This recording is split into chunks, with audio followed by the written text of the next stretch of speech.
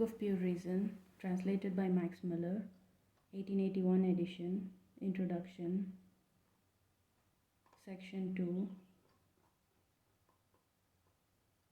page 58. Lastly, the transcendental aesthetic cannot contain more than these two elements, namely space and time, becomes clear from the fact that all other concepts belonging to the senses, even that of motion, which combines both, presuppose something empirical.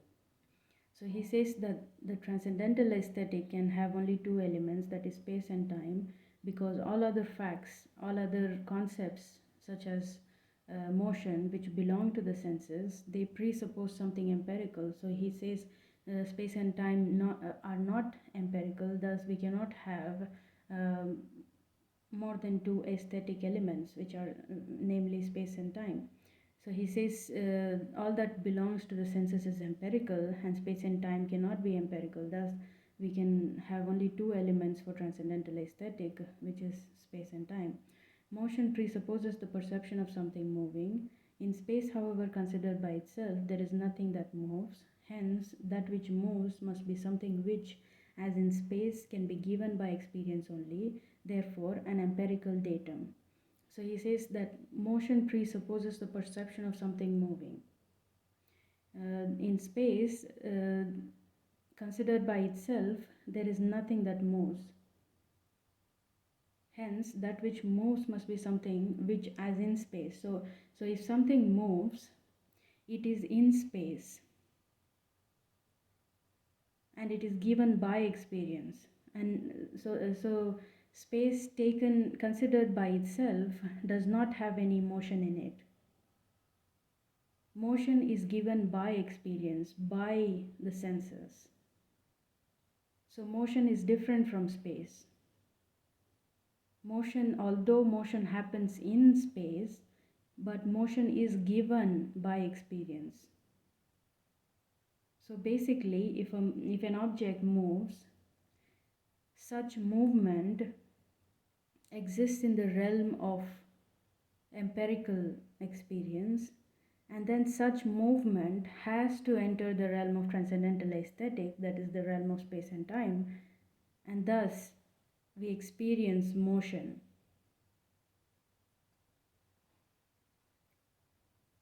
On the same ground, transcendental aesthetic cannot count the concept of change among its a priori data, because time itself does not change, but only something which is in time. So in the same manner, in transcendental aesthetic, there is no concept of change. Time is not change. Time does not change. It is something that exists within time that changes. So change is not an a priori data, is not an a priori phenomenon, but time is. For this, the perception of something existing and of the succession of its determinations, in other words, experience, is required. So he says that for something to change, we have to perceive it as existing, and we have to perceive a succession of its determinations in order to perceive it as moving or changing. So movement and change happens in experience, and that movement and change, when enters into the realm of transcendental aesthetic, that is the realm of space and time, that is when we recognize that some object or something is moving or it is changing. Thus, for Kant, the empirical realm is completely different from the transcendental aesthetic, from the realm of transcendental aesthetic, in which space and time are considered by itself.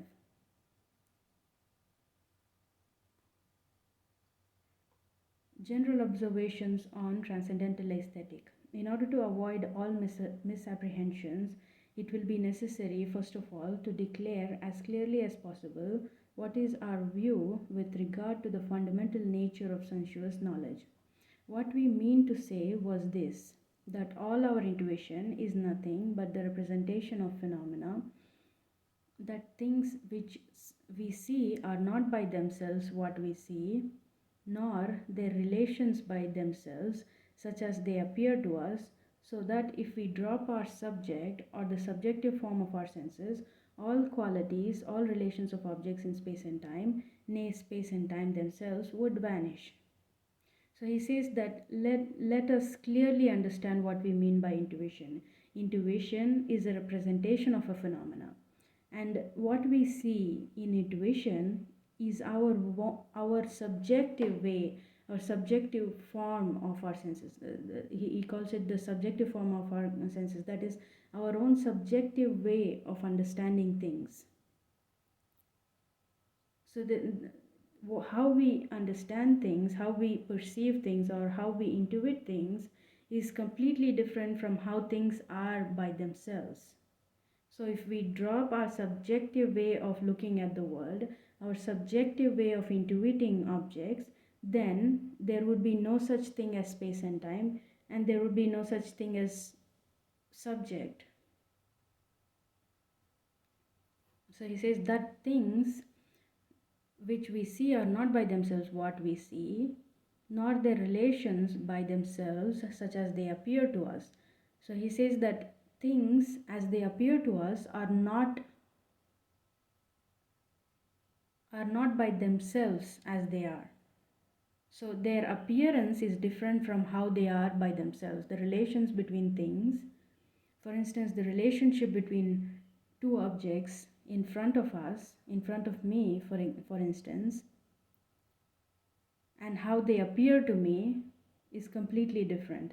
The relationship between two objects in my appearance is different from their relationship among themselves, by themselves.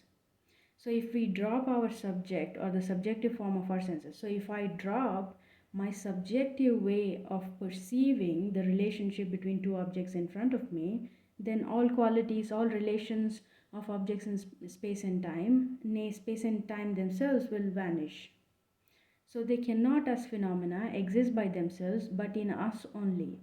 So he says that an object can exist in the physical world, but the way it appears to us belongs to us, and it exists in us, not outside of us. So we have our own subjective way of understanding and perceiving things and intuiting things. And that understanding and that receptivity is within us only, and it is subjective. It means completely unknown to us what objects may be by themselves and apart from receptivity of our senses. So it means completely unknown to us what objects may be by themselves. So he says that we cannot know what objects are by themselves, what is the relationship between objects by themselves. For instance, I can see color red, but we know through electromagnetic radiation that colors do not exist, but it is how the color red is how my senses, my receptivity makes me feel, makes me see an object, although color red may not exist in reality. So this is Kant's point. We know nothing but our manner of perceiving them, that manner being peculiar to us and not necessarily shared in every being, though no doubt by every human being. So he says that my subjective way of perceiving something is peculiar to me, and it may or may not be shared by every other being. For instance, I might be colorblind and you might have a normal vision, and we might see a common object. To me, that object will appear differently than it appears to you. So his point is that we have our own way of perceiving things around us, and it is peculiar to us, and we may not share the same kind of experience with other people of objects. This is what alone concerns us. So he says this is the central idea, this is the most important thing. Things may be by themselves in a specific manner, but the manner in which we perceive them is completely different, and it depends on our subjective manner of looking at things. So space and time are pure forms of our intuition, while sensation forms its matter. So he says that space and time are pure forms, and then sensation is matter. So this is also one of the key aspects of Kant's exposition here. He says that in intuition there are pure forms and matter. Space and time are pure forms, and then sensation is the material form of intuition or phenomena.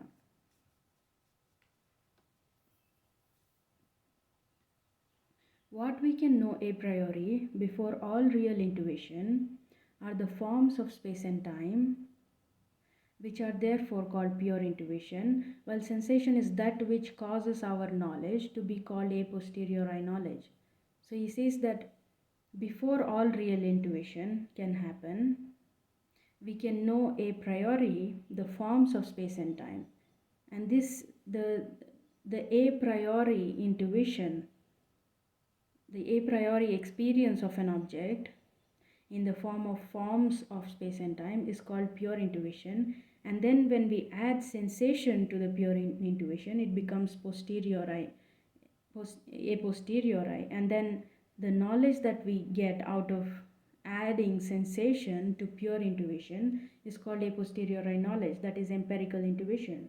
So within empirical intuition there is pure intuition, and pure intuition is basically the form of space and time, the form of the phenomenon that we receive. And then the empirical part is the sensation. So whatever our sensation may be, these forms are necessarily inherent in it, while sensations themselves may be of the most different character. So he says that sensation is different from the form, matter is different from form. Even if we could impart the highest degree of clearness to our intuition, we should not come one step nearer to the nature of objects by themselves. So he says that even if we could impart the highest degree of clearness to our intuition, we should not come one step nearer to the nature of objects by themselves. So he says that in intuition, an object might appear in a certain manner to us, but we should not assume that the manner in which an object appears to us is the nature of that object by itself. So an object by itself is completely different from how we perceive it in our intuition. So we should know our mode of intuition, that is our sensibility, more completely, but always under the indefeasible conditions of space and time. So he says that our sensibility is defined by our conditions of space and time, and this defines our mode of intuiting an object. So our sensibility or our way of perceiving something depends on space and time.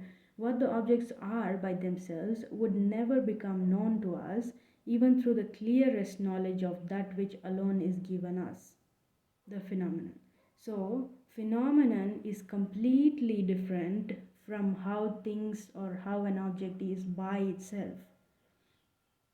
Phenomenon is the end product of experience, end product of looking at an object. And I can look at an object. I can grasp the appearance of an object only when the object enters the realm of transcendental aesthetic. That is, the object enters the realm of intuition, and intuition is governed by space and time. So I will only be able to see an object, I will only be able to look at the appearance, perceive the appearance of an object when the conditions of possibility of intuition, namely space and time, are present in that process. So before being intuited, an object, how it is by itself, cannot be known. What all that we can know about an object is how it appears to us in the form of a phenomenon. And a phenomenon has two parts: the formal part called form, and then the sensory part, or the part which pertains to sensation, called matter. So it would vitiate the concept of sensibility and phenomenon, and render our whole doctrine useless and empty if we were to accept the view of Leibniz and Wolff that our whole sensibility is really but a confused representation of things, simply containing what belongs to them by themselves, though smothered under an accumulation of signs, murk, mal, and partial concepts which we do not consciously disentangle. So he says, Kant says that I do not hold the idea that we are able to grasp in any way through our sensibility the complete picture of an object in how it is by itself. And this view is held by Leibniz, by Wolff, and Merkel says that we are able to grasp the nature of things as they are by themselves, but they are in an accumulated manner, accumulated science. Merkel is of the opinion that we can not only know things as they are by themselves, but the manner in which we perceive things is smothered under an accumulation of signs and partial concepts. So Kant says that I do not accept this idea that we can grasp the the nature of things as they are by themselves. And he says that no, we do not understand, or we cannot perceive things as they are by themselves in the form of partial concepts or in the form of science. So he says that if we accept the fact that we are able, we do instill the ability to grasp the manner in which the nature of an object as it is by themselves, then his theory can be rendered useless. So the distinction between confused and well-ordered representation is logical only and does not touch the contents of our knowledge. Thus, the concept of right, as employed by people of common sense, contains neither more nor less than the subtlest speculation can draw out of it, only that in the ordinary practical use of the word, we are not always conscious of the manifold ideas contained in that thought. So he says that the distinction between the well ordered representation is logical only.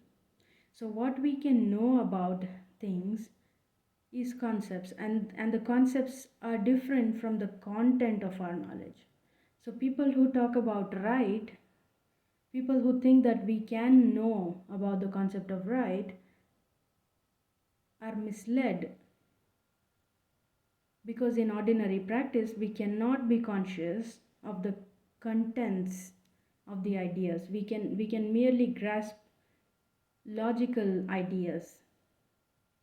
So the concept of right for him is impossible to understand.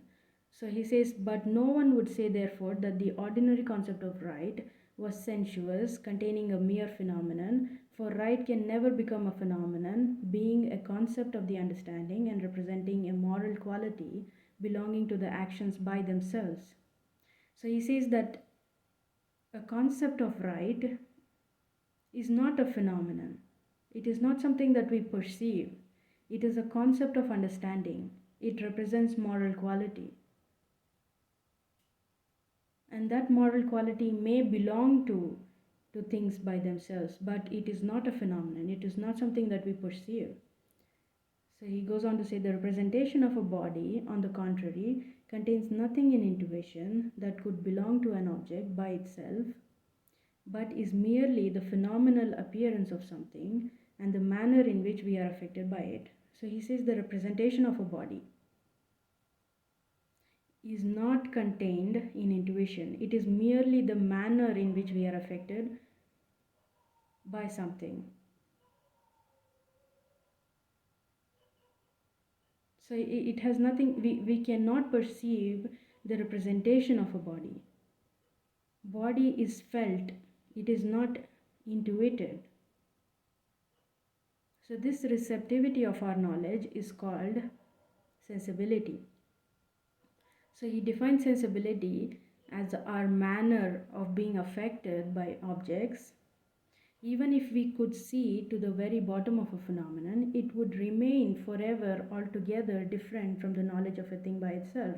So he says that what we obtain through experience, through our sensibility in the form of phenomenon, is not what thing what things may be by themselves, which is obvious because if I look at an apple, I see it as having a red color.